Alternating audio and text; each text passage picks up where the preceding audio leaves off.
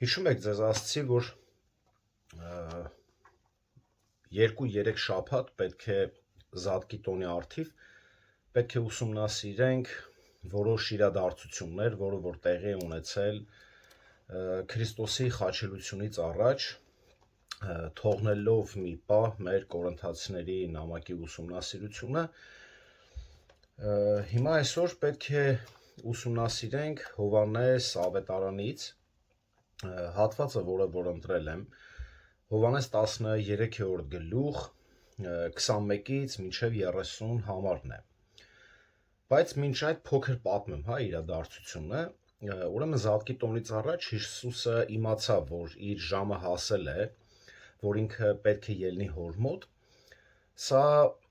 հենց վերջին ընթրիքն էր, երբ գինին ու հացը տվեց ու ասաց. «Քանի անգամ էլ որ ուտեք եւ խմեք, սա արեք իմ հիշատակի համար, ինձ հիշելու համար»։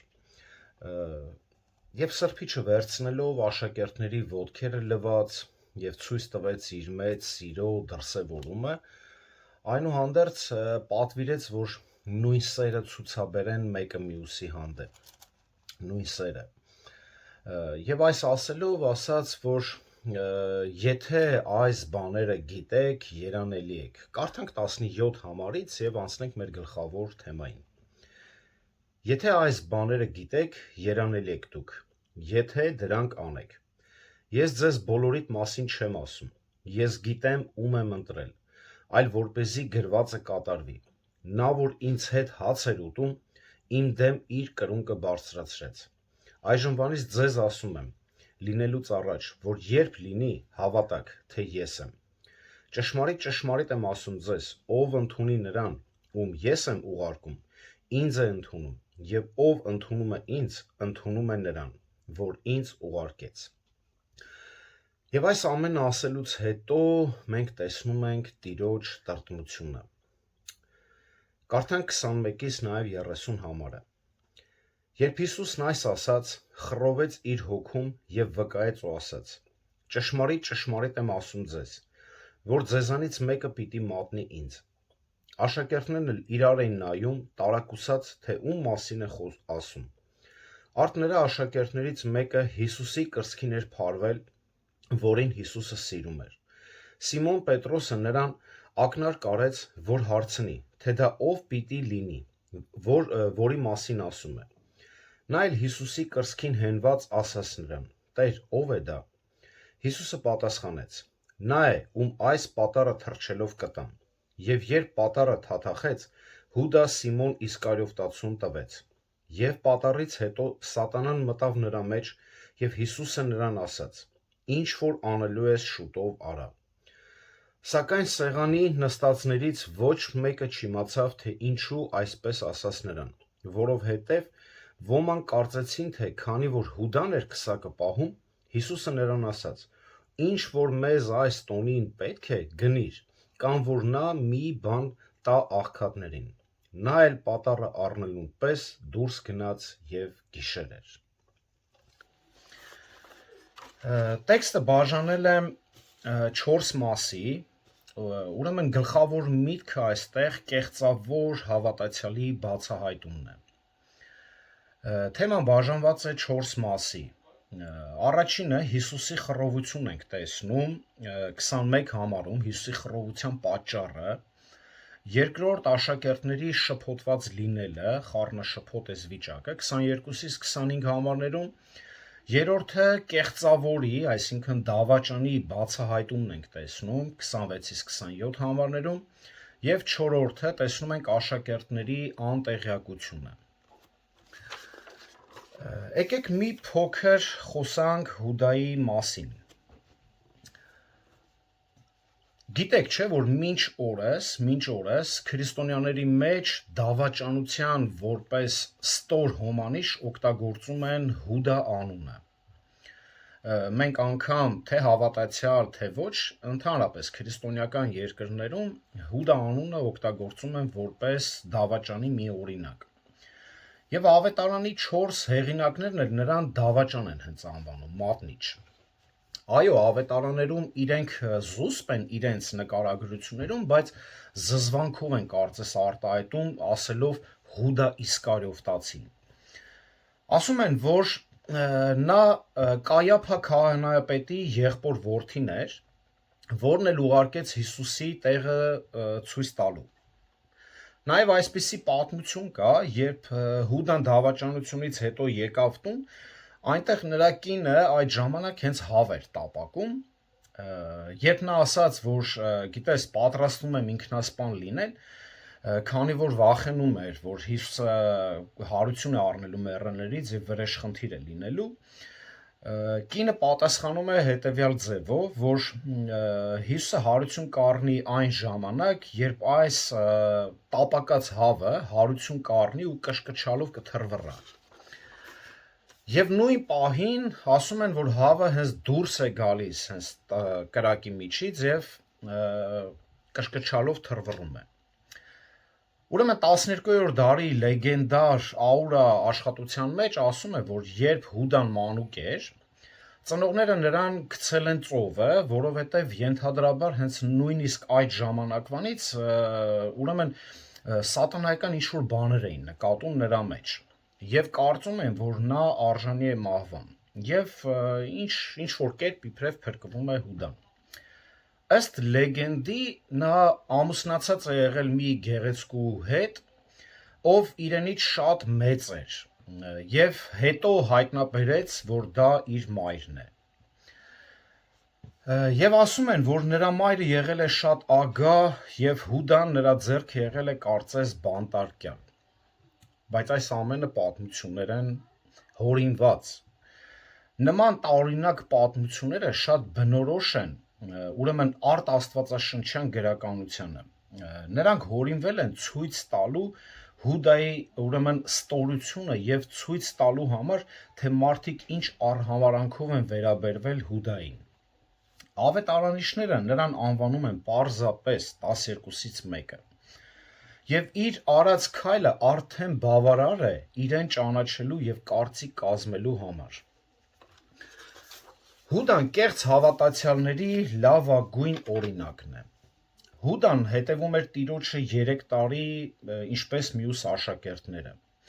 Թվում էր, թե նա նրանցից մեկն էր։ 3 տարի հետո նա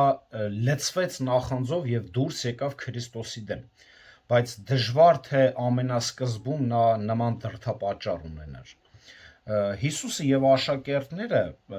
երբեք նյութական արժեք ներկայացնող որևէ բան չեն ունեցել։ Ակնհայտ է, որ Հուդան սկզբում նույնպես ձգտում էր հաստատել Քրիստոսի թագավորությունը, նա նույնպես մասնակցում էր քարոզչություններին, նույնպես ավետարանչություններին եւ այլն։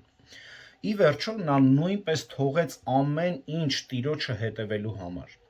Ըստ ժամանակակից տերմինաբանության, որը որ մենք օգտագործում ենք, ընդունել էր Հիսուսին։ 3 տարի շարունակ ամեն օր նա գործում էր Հիսուս Քրիստոսի կողքին։ Նա տեսավ Տիրոջ հրաշքները, լսեց նրա քարոզչությունը, խոսքերը, նույնիսկ մասնակցեց նրա գրեթե ողջ ծառայություններին։ Այդ ընթացքում ոչ ոք կասկածի տակ չդրեց հենց նրա հավատքը։ Նա ուներ նույն կարգավիճակը, ինչպես որ մնացած առաքյալները։ Բացի Փրկչից,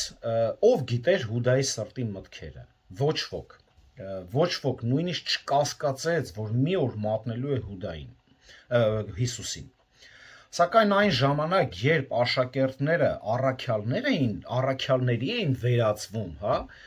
Հուդան կամաց սատանայի ձեռքը գործիք էր դառնում։ Տեսեք Հովհաննես 13-րդ գլուխ 2-րդ համարում այսպես է ասում. Եվ ընթրիքի ավարտին Սատանան Հուդա Իսկարիովտացու Սիմոն որդու սրտի մեջ արդեն դրել էր,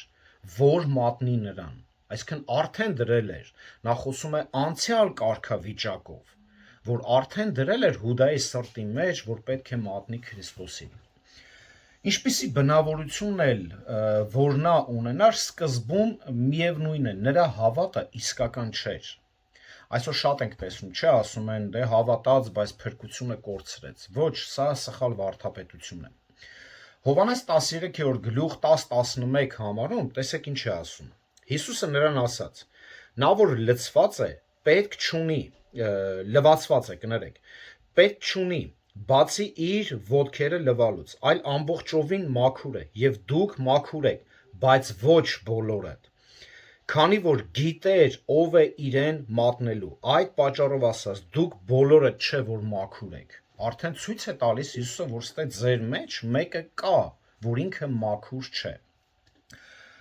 Նրա հավատը ճիշտ չէր եւ նրա սիրտն աստիճանաբար խստացավ, այնպես որ նա մի բուռ դրամով վաճառեց Տիրոջը։ Ի վերջո նա այն աստիճան էր պատրաստ կատարել սատանայի հրամանները, որ անձամբ սատանան մտավ հենց նրա մեջ։ Հուդան այն աստիճան կեղծավոր էր, որ կարողացավ Հիսուսի, կարծես թմի մեջ, անուն այսպես դնենք, մնալ մինչև վերջ։ Մինչ մատնելը փառքի Տիրոջը, նա նստած էր հենց Հիսուսի կողքին։ Նա նույնիսկ թույլ տվեց, որպեսզի փրկիչը լվանա իր ոտքերը։ Իսկ գիտեք երբ արդեն պայմանավորվել էր մատնել Հիսուսին 30 արծաթի դիմաց։ Հուդան չափազանց հիասթափված էր, որ Հիսուսը իր ակնկալած մեսիան չէր, որը չէր տապալելու հռոմեական կայսրությունը եւ չէր կարող պարգևատրել նրանց բարձր պաշտոններով։ Փոխանակ սովորեցներ, թե ինչպես պետք է հաղթել եւ իշխել, Հիսուսը սովորեցնում էր նրանց հնազանդվել, ծառայել, անձը ուրանալ, սիրել թշնամուն, ոչ, սա ձեռնտու մեսիա չէր Հուդայի համար։ Հուդան գումար գիտենք, որ շատ էր սիրում եւ Հիսուսին հետևելով փոխանակ հարստանար մի բան էլ աղքատացել էր,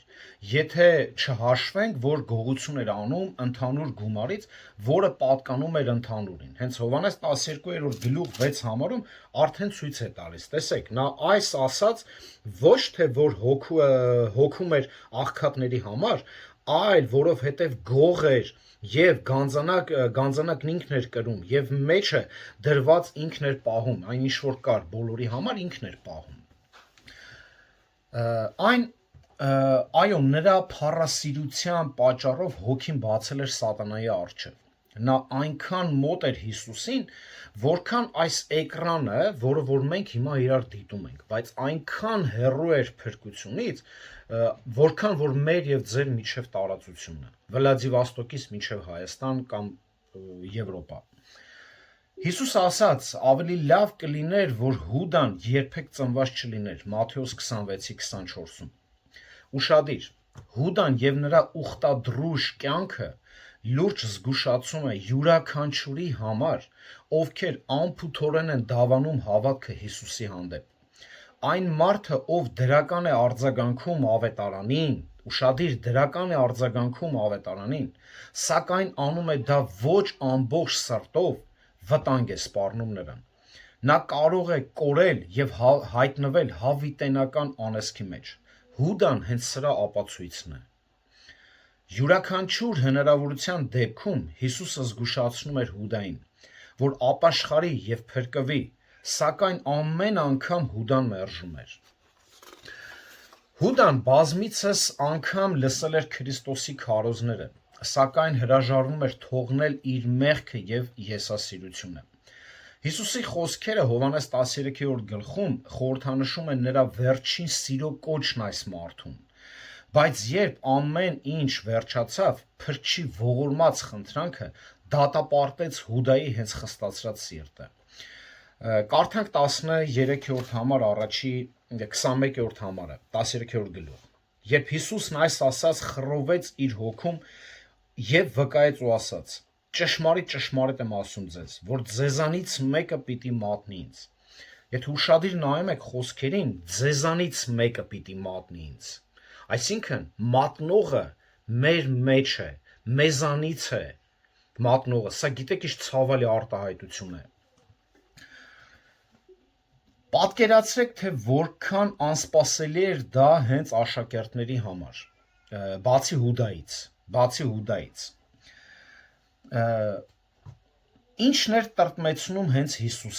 Ինչն էր տրտմեցնում հենց Հիսուսին։ Տրտմել բառը, այստեղ խռովել բառը, հա, խռովել բառը հուներեն տարասո բայն է, որը ներկայացնում է տրտմած, շփոթված, տագնապած, վրդովված, այսինքն Հիսուսն էլ էր անգամ իր պատկերացնում եք իր վիճակը Քրիստոսի, երբ գիտի այն աշակերտը, ում որ սիրե փայփայել է 3 տարի, ում որ շատ սիրում էր նաև Հուդային էլ, նա պիտի մատնի Քրիստոսին։ Ինչն էր տրտմեցնում Հիսուսին, հավանաբար շատ բաներ։ Նա կարող էր տրտմել, որ Հուդան դարձի չեկավ, չկիսես Քրիստոսի սերը, նրա անշնորհակալ սրտի համար, կամ այն պատճառով, որ ինքը խորապես ատում էր մեղքը, բայց մեղքի մարմնավորումը նստած էր անմիջապես հենց իր կողքին։ Նա տրտմած էր Հուդայի սառնասիրտ կեղծավորության և մոտալուտ դավաճանության պատճառով։ Նա տրտմած էր, քանի որ գիտեր սատանան գործում էր հենց Հուդայի մեջ արդեն, Հուդայի դեռ ոչ մեջ, բայց սրտի հետ արդեն խաղում էր Հուդայի։ Նա տրտմած էր, որտև Հուդան այն մեղքի թշվառության դասական օրինակն էր, որը նա քիչ հետո կրելու էր խաչի վրա։ Եվ հավանաբար ամենից շատ մեր սիրող Քրիստոսը տրտմած էր, քանի որ գիտեր նրա կայացրած որոշումը դատապարտելու էր նրան հավիտենական չարչարանքների, նրա հավիտենական կորուստը արդեն մոտ էր։ Եվ սա էր հենց Հիսուսի ամբողջ տրտմության պատճառը։ 22-25 համարներում մենք տեսնում ենք աշակերտների խուճապը, անհանգիստ վիճակը, լարված վիճակը։ Հիսուսը երբ ասաց, որ ձեզանից մեկը մատնելու է ինձ, աշակերտների սիրտը խփում էր կարծես այդ պահին։ Էս ինչ ես խոսում, Տեր, ոնց թե մեզանից մեկն է մատնելու քեզ։ Ուրեմն ինչ էր կատարվում։ Բոլոր ինչ էին ասում։ Միթե ես եմ։ Տեսեք, ես այդտեղ կուզեմ մի հատ փոքր բան ցույց տամ, եթե նայեք դուք էլ կտեսնեք, հա։ Կխնդրեմ դուք պատասխանեք։ Եթե ձեզ ասեն, որ մեզանից մեկը հիմա դավաճան է, ինչպիսի արձագանք կունենաք դուք։ Ինչպես։ Չեմ լսում։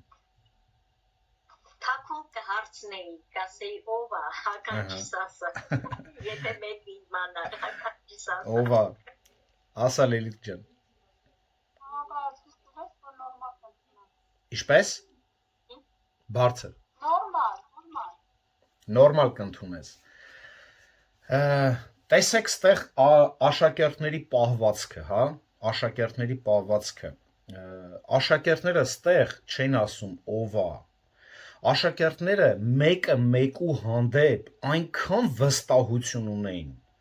որ իրա վրա ավելի շատ էր կասկածում, քան իր եղբոր վրա։ Դրա համար բոլորն ասում են՝ միթե ես եմ։ Պատկերացնում եք ստեղ աշակերտների փոխված վիճակը, աշակերտների իրական դարձ ապրած աշակերտների վիճակը, որը որ տեսեք մենք էլ հավանաբար այսօր կասենք բանն է, Սոֆյանն է, Մարտունն է, Լիլիթն է, Էդոնն է, բայց տեսեք նրանց մոտեցումը ինչպես են, նրանք մեկը մեկում սիրում եւ վստահում։ Դրա համար ոչ մեկ դիմացինի վրա չէր կասկածում, այլ կասկածում էր անձամբ իր վրա եւ այդ թվում Հուդան ոչ թե Հուդան անկեղծ սրտից ասաց, Տեր միթե ես եմ, այլ պարզապես կրկնեց աշակերտների ասածը, Տեր միթե ես եմ։ Եվ Հիսուսը պատասխանեց, ցույց տվեց, որ Տերը գիտի հենց նրա սիրտը, ասելով, որ դու ասացիր, Հուդա, ասես միթե ես եմ, ասես դու ասացիր։ Գիտեք ինչու են աշակերտները շփոթվել, որովհետև Տերը 3 տարի շարունակ սիրող հոգատար վերաբերմունք էր ցույց տվել Հուդայի հանդեպ նույնպես, ինչպես եւ մյուս աշակերտների, այսինքն ոչ մի տարբերություն չէր դրել ոչ մեկի միջև։ Պատկերացնում եք, դրա համար միանց մոտ շփոթություն էր առաջացել։ Տեր, ով է այդ մեկը։ Դու բոլորիս նույն սիրով սիրել ես, Տեր դու բոլորի մասին նույն հոգատարությունը տարել ես, բոլորիս սովորեցրել ես, բոլորիս տկարությունները տարել ես։ Եթե մեկի հանդեպ տարբերություն դներ, միգուցե կկռահեին աշակերտները, բայց ոչ, նա սիրում էր բոլորին։ Եվ Հուդան անձամբ գանձապահն էր, իսկ աշակերտները հենց վստահում էին նրան։ Աշակերտները վստահում էին նրան, ճանաչում էին նրան, բայց Տերը, եթե տեսեք, անգամ մի փոքր վերաբերմունքը կարող էր արդեն որոշ նշան լիներ, եթե Տերը ժամանակին ինչ-որ մի բան ցուցաբերած լիներ։ Դրա համար բոլոր աշակերտների մոտ սա անակնկալ էր, սա շփոթություն էր, տագնապ էր, Տեր, ոնց թե մեզանից մեկը պիտի քեզ մատնի։ Հիմա տեսեք, հավանաբար նույն Հուդան հենց տեսել էր Հիսուս Քրիստոսի, ինչպես բոլոր աշակերտները, տեսել էին ամեն նեղությունների մեջ Քրիստոսի սերը, մխիթարությունը։ Դրա համար բոլորի մոտ այս հարցը հենց առաջանում էր։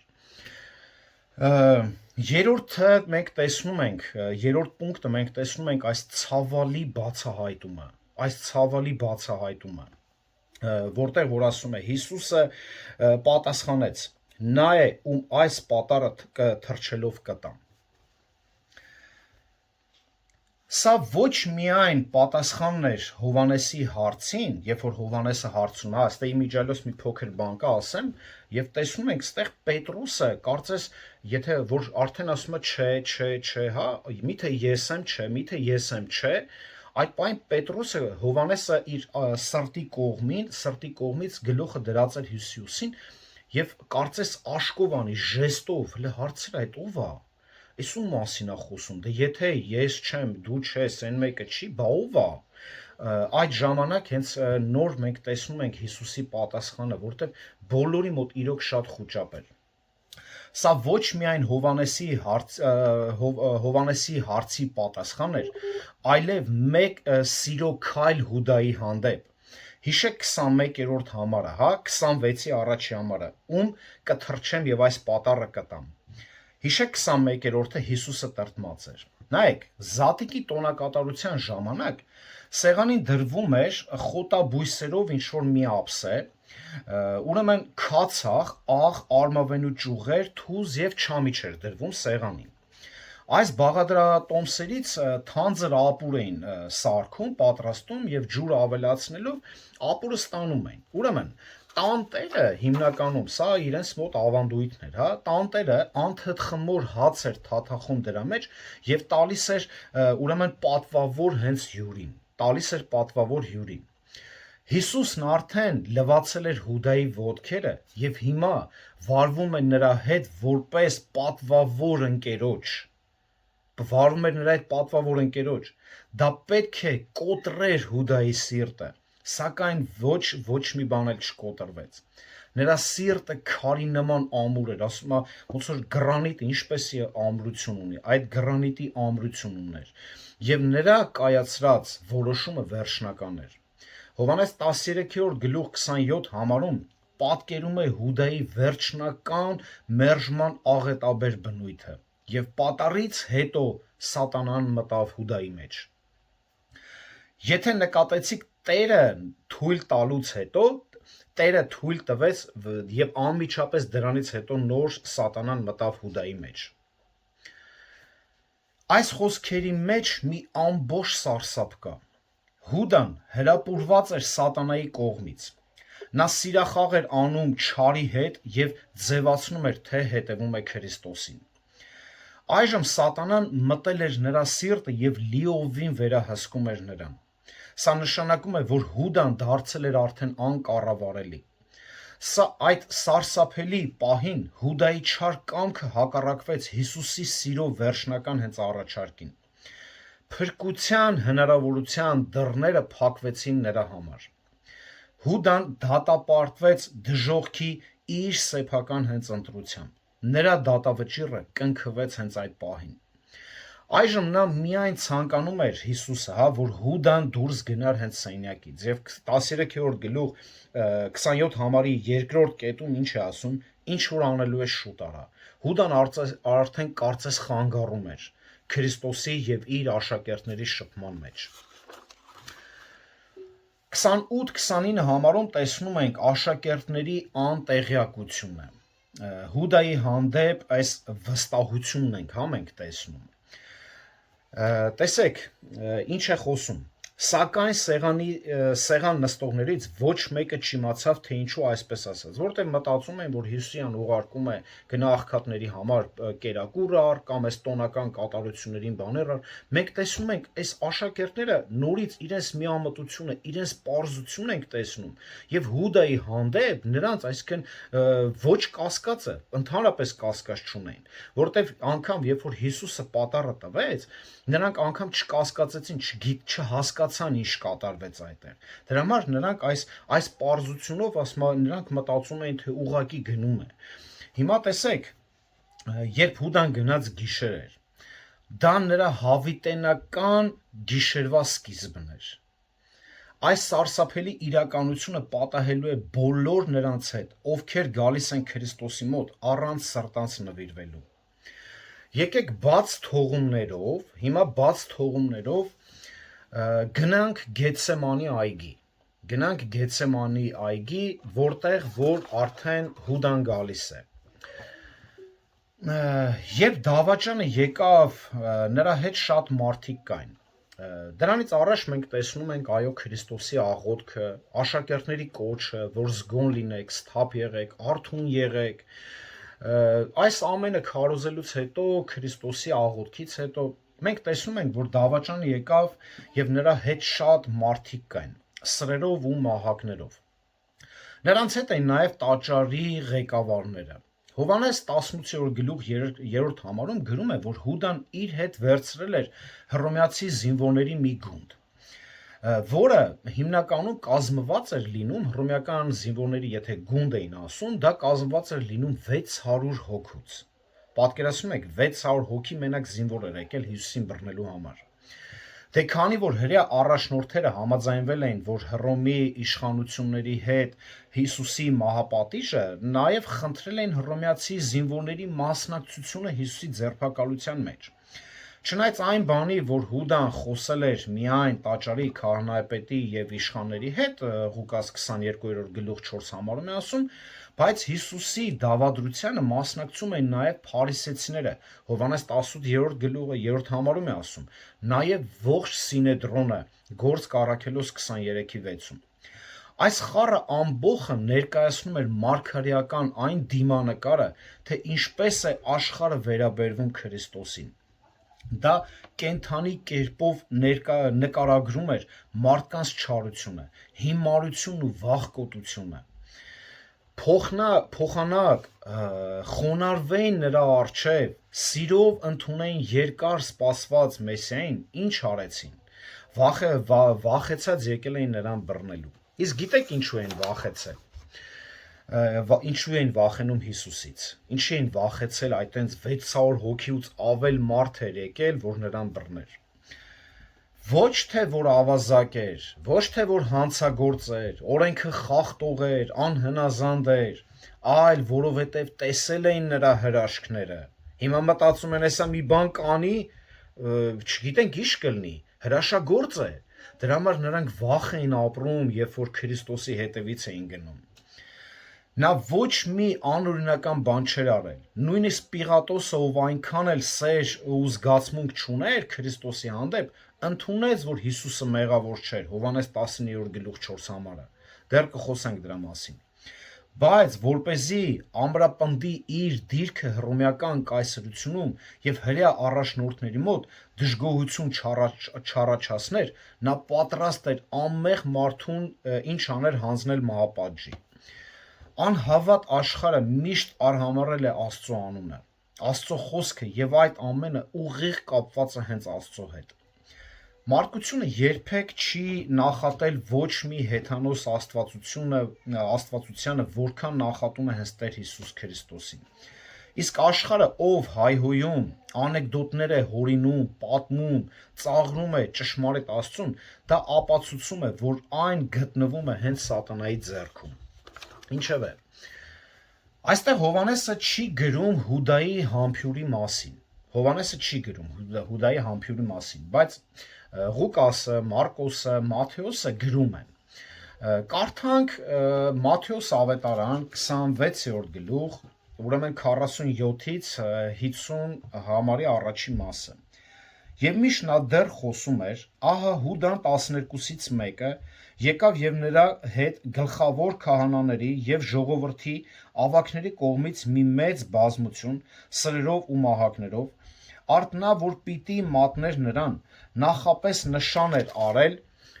տվել նրանց եւ ասել. ում որ համբուրեմ նա է, բռնեցեք նրան։ Եվ անմիջապես մոտեցավ Հիսուսին եւ ասաց. Ողջույն վարդապետ, եւ համբուրեց նրան։ Եվ Հիսուսն ասաց նրան. ընկեր, ինչի համար եկար։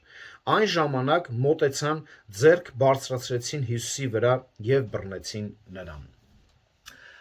Զինվորներից շատերը հավանաբար չէին ճանաչում Հիսուսին, մանավանդ որ մութ էր։ Այդ պատճառով էլ ասաց, որ ում որ համբուրեմ, բռնեցեք նրան։ Համբույր բառը գալիս է փիլեո բայից, որը նշանակում է հատուկ հարգանք եւ համակրանք։ Մերձավոր արևելքում դա հարգանքի հենց նշան էր։ Հուդան կարող էր ուրիշ կերպով ցույց տալ Հիսուսին, չէ, ոչ թե հենց համբուրով։ Օրինակի համար գար հենց կոնկրետ մատով ասեր հեսա հենց ինքն է, բայց նրա նողկալի այս դրսևորումը ցույց է տալիս, որ Հուդան որոշել էր մինչև վերջ ձևացնել, որ ինքը անմեղ է եւ սիրում է Հիսուսին եւ աշակերտներին։ Դժվար է պատկերացնել, բայց Հուդայի նման մարդը կարող էր այդքան զզվելի ձևով դավաճանել մեկին, ով 3 տարուց ավել սեր էր ցուցաբերել, սիրով սովորեցրել էր հենց Հուդային, եւ շատ լավ ու հրաշալի օրեր էին ունեցել իրար հետ մեկտեղ, նաեւ նեղություն եւ հալածանք, բայց վստահաբար կարող ենք ասել, որ այդ նեղությունների մեջ Հուդան անձամբ զգացել էր Քրիստոսի սերն ու մխիթարությունը։ Բայց քանի որ սատանան Հուդայի մեջ էր, նա ամոթ չուներ, նա ստորության դրսևորման մեջ էր գտնվում այդ պահին։ Հիսուսին շատ ցավ պատճառեցին, գիտենք, հռոմեացի զինվորները, երբ ծեծում էին, խաչում էին, բայց Հուդան ավելի մեծ ցավ եւ տանջանք հասցրեց Հիսուսին, քանի որ նա իր աշակերտն էր եւ մտերիմ ընկերը, ում հետ ընկերություն էր անում եւ կիսում էր իր ճշմարտությունը։ Անհնար է պատկերացնել այն, ինչ զգաց Տերը։ Այո, մենք կարող ենք որոշ բառեր արտաբերել, բայց մենք չենք կարող զգալ այն բանը, ինչ Տերն էր զգում։ Երբ Հուդան համարձակորեն մատնեց նրան եւ ասաց. «Ռաբի» եւ համբուրեց նրան։ Մենք էլ կա, չէ, ունենք այս խոսակցությունը, երբ որ ասում ենք այ մարդ ուրիշը որ վիրավորածներ այդքան չի նեղվի, բայց եղբայրս, քույրս, բարեկամս, ընկերս, տեսեք, սակայն Հիսուսը վշտացավ ոչ թե իր, այլ նրա համար որպես մի ողորմելի մարդու, որ այնքան էր կլանված իր ագահության, ինքնասիրության մեջ, որ այդքան ցածրացավ դավաճանելով իր սիրելի ընկերոջը Քրիստոսին, որ որևէ երբևէ ունեցել էր կամ կարող էր ունենալ։ Կարող էր Քրիստոսի նման ընկեր ունենալ, թե Հուդան կամ թե ինչ-որ մեկը։ Այս փաստը, որ Հուդայի վերջին հանդիպումը Հիսուսի հետ համբուրով էր, դա դառը հեգնանք էր։ Սա կոչվում է մահվան համբյուր։ Մահվան համբյուրը, եւ հենց այսօր ուզում եմ մեր քարոզը վերնագիրը հենց սա էլ դնեմ, մահվան համբյուրը։ Մահվան համբյուր էր ոչ թե Հիսուսի, այլ Հուդայի համար։ Այդ համբյուրը նախորոք ծրագրված նենք համբյուր էր։ Հիսուսի ժամանակներում տղամարդկանց համբյուրը մշակույթի մի մասն էր կազմում։ Ստրուկները երբ ինչ-որ սխալ բան էին անում, ուրեմն համբուրում էին իրենց տերերի ոտքերը, խնդրելով նրանց ներողություն, ներողամտությունը։ Խորը ակնածանք էր նաև ցուցաբերում, երբ ինչ-որ մեկը համբուրում էր իր վերադասի շորերի ծայրը, շորի ծայրից բռնում համբուրում են։ Աշակերտները համբուրում էին իրենց ուսուցիչների ձեռքերը որպես հարգանքի նշան։ Սա ոչ միայն առաքյալների մասին, մարդիկ, ովքեր ունեն ուսուցիչներ կամ մեկը աշակերտներ։ Բայց գրկախառնվելը եւ այդը համբուրելը, թուշը համբուրելը, կապվածության, ջերմ սիրո եւ մտերմացության նշան էր։ Այնպես էին ողջունում ամենամտերիմ ընկերներին։ Մենք էլ ունենք, չէ՞, հայերս էդի լավ հասկանում են գոնե։ Այնպես որ Հուդայի համբուրը դարձավ նրա ամենաառհամարական հենց արարքը, իբրև մոտենալով Քրիստոսին, հարգանքով, սիրով իբրև, պատկերացնում եք, իբրև ամենամտերիմ մարդու։ Նա կարող էր համբուրել ձեռքը, կամ կարող էր համբուրել հենց հանդերձի եզրը, բայց փոխարենը նա ընտրեց ձևացնել, որ շատ մտերիմ է Հիսուսի հետ։ Միգուցե նա մտածում էր, որ դեռևս կարող է խաբել Հիսուսին, բայց Ղուկաս 22:48 համարում այսպես է ասում Հիսուսը. «Հուդա, համբուրով ես մատնում մարդու որդուն»։ Նույնիսկ այդ վշտալի խոսքերը չկանգնեցրին դրամասիրությունից խելագարված Հուդային։ Մարկոս 14:45 համարում գրված է, որ ի պատասխան Հուդան ասաց. «Ռաբի, Ռաբի» եւ համբուրեց նրան։ Հիսուսի վերջնական պատասխանը, որ գրված է Մատթեոս 26:50 համարում, հետևյալն է. «Ընկեր, ինչու համար եկար»։ Ընկեր բառը հուներեն թարգմանվել է ուրեմն հետայրոս բառից, որը բառացի նշանակում է ծանոթ, ինչու եկար։ Հենց այստեղ Հիսուսը Հուդային էլ չի անվանում որպես սրտակից ընկեր, որտեղ նա ընկեր է անվանում միայն նրանց, ովքեր հնազանդվում են իրեն, հենց Հովհաննես 15-րդ գլխում խոսում է։ Սա Հիսուսի ուրեմն հրաժեշտն էր հենց կորստյան որդուն։ Այս բառերը մինչև օրս հնչում են հենց Հուդայի ականջներում եւ կհնչեն հավիտյան, որն է ձեզանից մեկը մատնելու է ինձ, Հովհաննես 13:21, ինչ որ անելու է շուտով արա, Հովհաննես 13:27, Հուդա, համբուրով ես մատնում մարդու որդուն, Ղուկաս 22:48, ինչու համար եկար, Մատթեոս 26:50 եւ այն 30 արծաթը, որը որ հենց վերցրեց Հիսուսին մատնելու համար։ Սա հավիտյան կհիշի Հուդան, այս բառերը նա հավիտյան կհիշի։ Հիմա հարց կարող է առաջանալ. Մատթեոս 26-րդ գլուխ 56-րդ համարի հետ կապված, եկեք կարդանք, 56-ի երկրորդ մասը, այն ժամանակ բոլոր աշակերտները լքեցին նրան եւ փախան։ Հարցը կարող է լինել հենց հետեւյալը. լավ, ինչով է տարբերվում նրանց մատնելը, նրանց դավաճանությունը եւ Հուդայի դավաճանությունը։ Հիսուսը արդեն կանխատեսել էր սա հենց մի փոքր առաջ։ Մատթեոս 26-րդ գլուխ 31 համարում այսպես է ասում. այն ժամանակ Հիսուսը նրանց ասաց. դուք բոլորդ այս գիշեր իմ պատճառով պիտի գայթակղվեք, որտեղ գրված է. ես հովին պիտի հարվածեմ ու հոտի ոչխարները պիտի ցվրվեն։ Պետրոսը նույնիսկ ուրացավ Հիսուսին 3 անգամ։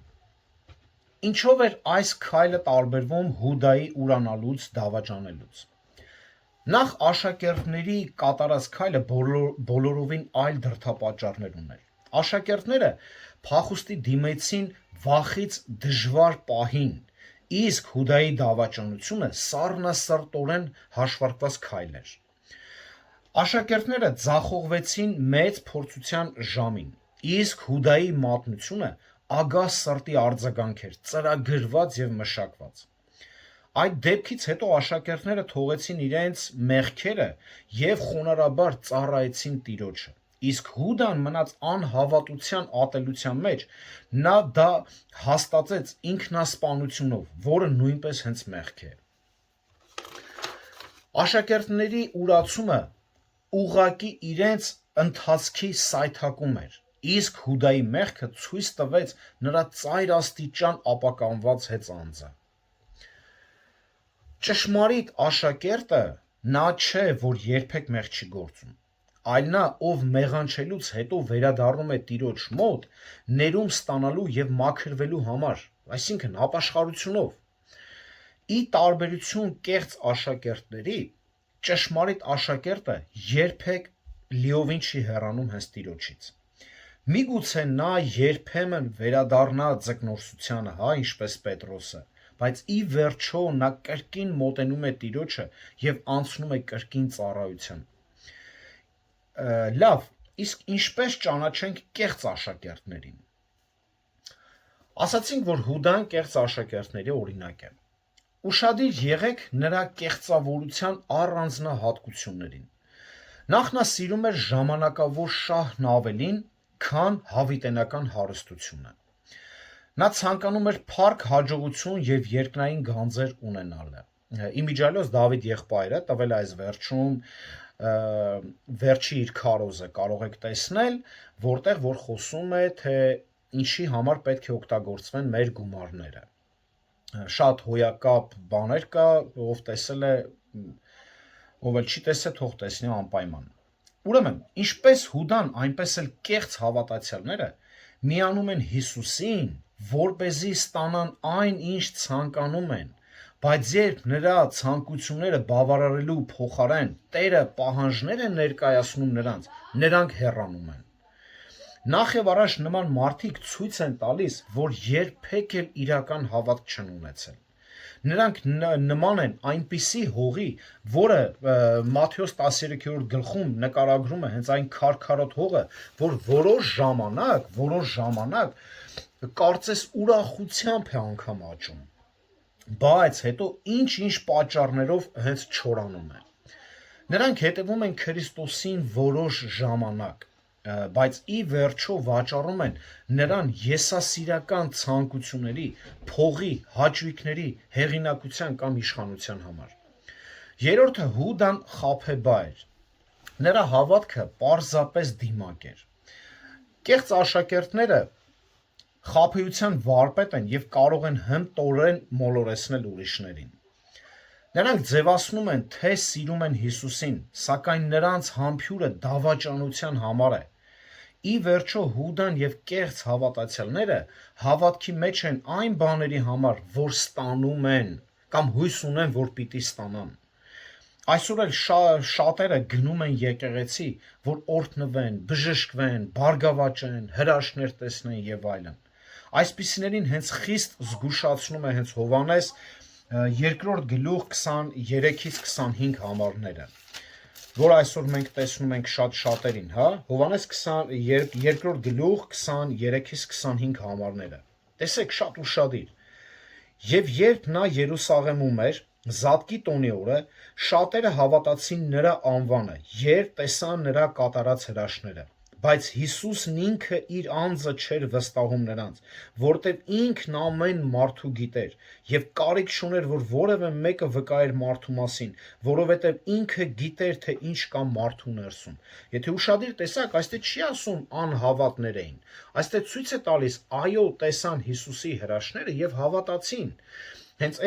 այսինքն սա չես կարող դու էլ չհավատաս, բայց Հիսուսը իրանց լավ գիտեր։ Իրանք հավատացին հրաշքին, բայց ոչ Հիսուսին հավիտենական կյանքի համար։ Դրա համար էլ այսօր եկեղեցիներում լեփ-լեցուն են հենց այսպիսի մարդիկ։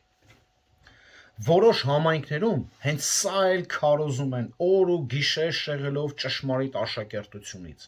Որն է նրանց քարոզի վերնագրերը։ Վերնագրերից արդեն կարողանում ես տեսնել, որ սրանք հենց այս մարդիկ են, ովքեր որ հավատում են, բայց Հիսուսը նրանց չի հավատում։ Բնագրում գրված է հենց Հիսուսը նրանց չի հավատում։ Այստեղ գրված է Հիսուսը նրանց չի վստահում։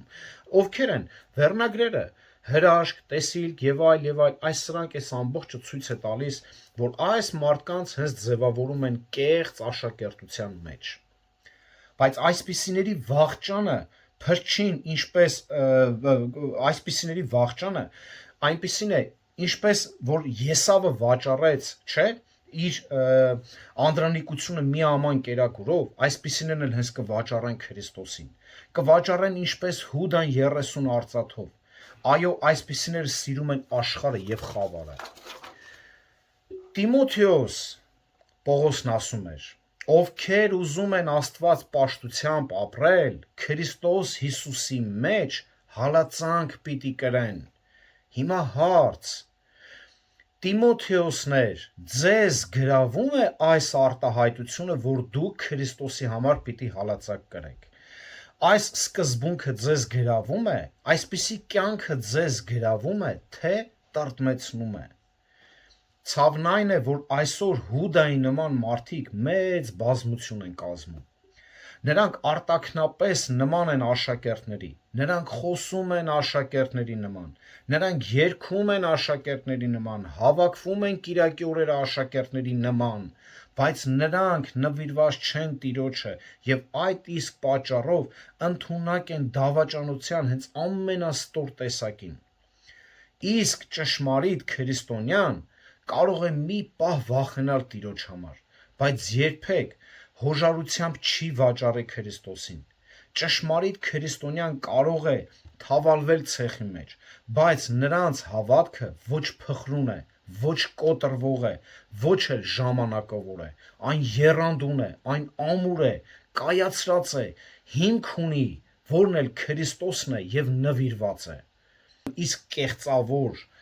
հավատացյալները կբացահայտվեն, եթե ոչ այս ընթացքում, ապա վերջին օրը հաստատ կբացահայտվեն։ Տեր օրհնի բոլորիդ։